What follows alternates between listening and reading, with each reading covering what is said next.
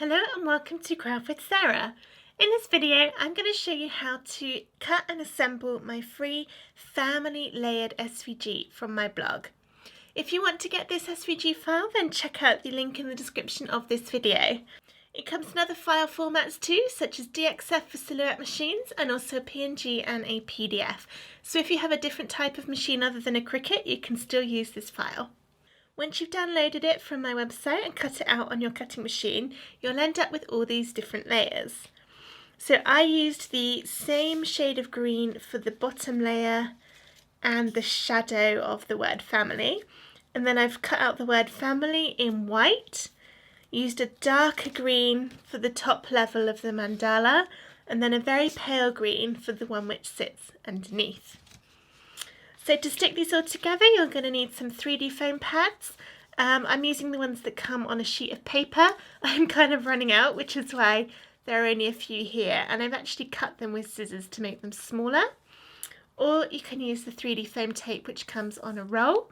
Or the 3D kind of Zot product. Little 3D dots as well, you can use those. So to stick this all together, try not to lose the heart from the eye of the word family. Just move these all to one side. I'm going to start by sticking these layers together. So to do that, I'm going to turn the pale green one upside down and get my foam pads and stick some of these to the bottom.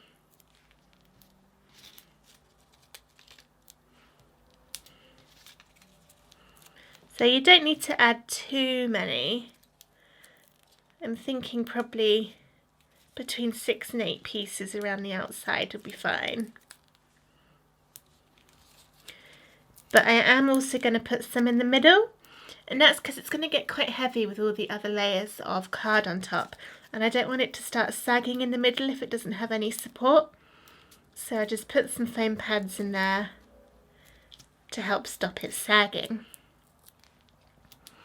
And now I can peel the backs off of all of these foam pads and turn it over and stick it to the base panel. And I want to line up the little scalloped edges. And then the pale one that I'm putting on top, it will have a little border of green around the edge where it's slightly smaller than that darker green. But there's our first layer, all nicely stuck. So we can move on to this one. Before I add the foam pads, I find it easier to just kind of work out where this is going to need to go. So I'm going to make it so that you can see the lines, the holes in the pale layer through this one. So I find it kind of helps if you line it up before you turn it over. That way you know when you flip it that you're going to put it in the right position, because all of these little holes are different shapes, so you just need to make sure you're going to be putting it on right. And you can refer back to the design in Design Space to check the positioning if you're a little bit stuck. Okay, so now I can turn that layer over. I'm going to carefully move that out of the way, making sure I don't turn it so I don't mess up my order. Oh, and actually I've kind of done that a bit wrong. So I was just about to say something and then did the exact thing I was going to say not to do. So don't stick your foam pads right on these edges of the word, because they're not going to be able to stick to anything on here. There's nothing there for it to stick to. So instead just keep your foam pads a bit more towards the inside so that they'll sit within that circle. And then you know that there's going to be something on the green layers we've already stuck for it to go ahead and stick to. So I think just a couple more to make sure it has a nice good stick. And that should be plenty.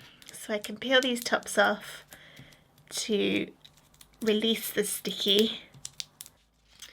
And now, again, being careful not to move this around, and then this should just line up exactly right, which it does.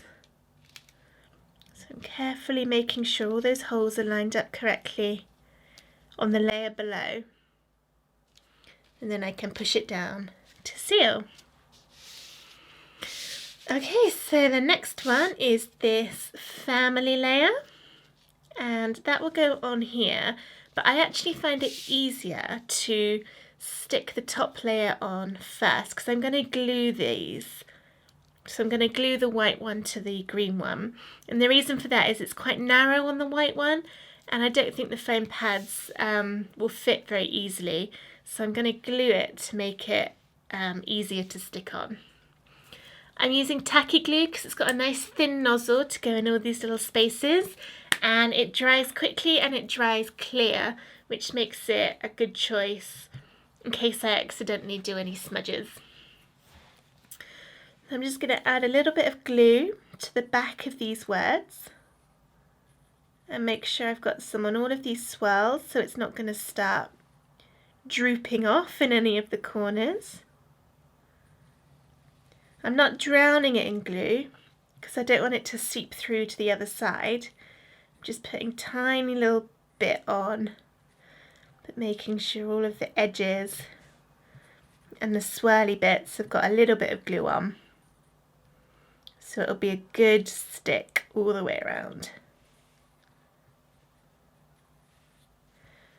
Okay, and then I'm just going to put a bit in the letters as well because I don't want them to peel up. Now I can carefully turn this over, trying not to get glue all over my fingers, and stick it to the shadow layer of text. So it's a little bit tricky because the letters inside the word family are separate from the F, but it should all nicely go on. And the good thing about glue is you've got that little bit of wiggle room as it dries to move it exactly into position. And then you can just gently push it down, being careful not to squidge your glue out the sides. And then that's nearly ready. I just need to add the heart, which is the top of the eye. And I find that's easier to just put a bit of glue directly on the shadow layer. And now I can pick up this heart. Maybe it seems to be running away from me. And just stick that on there. There we go. Okay, so I'm just going to give that a couple of seconds to dry and then turn it over and add the foam pads so that I can stick it to the main image. So here we go, let's turn this upside down and add some foam pads. Now, as I said earlier, I have cut these to make them smaller so they should fit nicely, but if your foam pads are big, just take a pair of scissors to them and cut them a bit smaller. Because you don't want the pads to go over the edge of your card, otherwise you'll see the white of the pads through when you turn it over, which will look a bit messy. So you want to make sure that you've got everything nice and contained on the card. So I'm adding some to the outside. I'm also going to put some in the word family in the middle. I want this to have a nice firm stick across all of the little sections so that none of it starts coming off. Oops. And then I think just one more on the edge here. And there we go, that's ready to peel the tops off. Right, that's done, so I can bring this back in and then just line it up. There we go. So now this is all finished. You can see you've got the little hearts peeking through in the middle.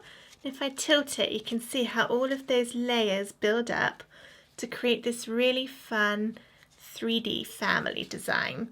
And I think this would look really nice in a shadow box up on the wall.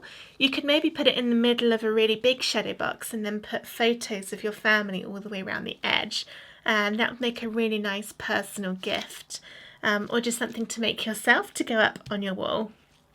If you enjoyed this video, please give it a thumbs up and subscribe to my channel for loads more Cricut crafts, including lots of other layered SVG designs like this one.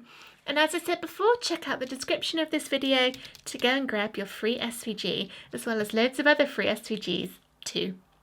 Thank you for watching.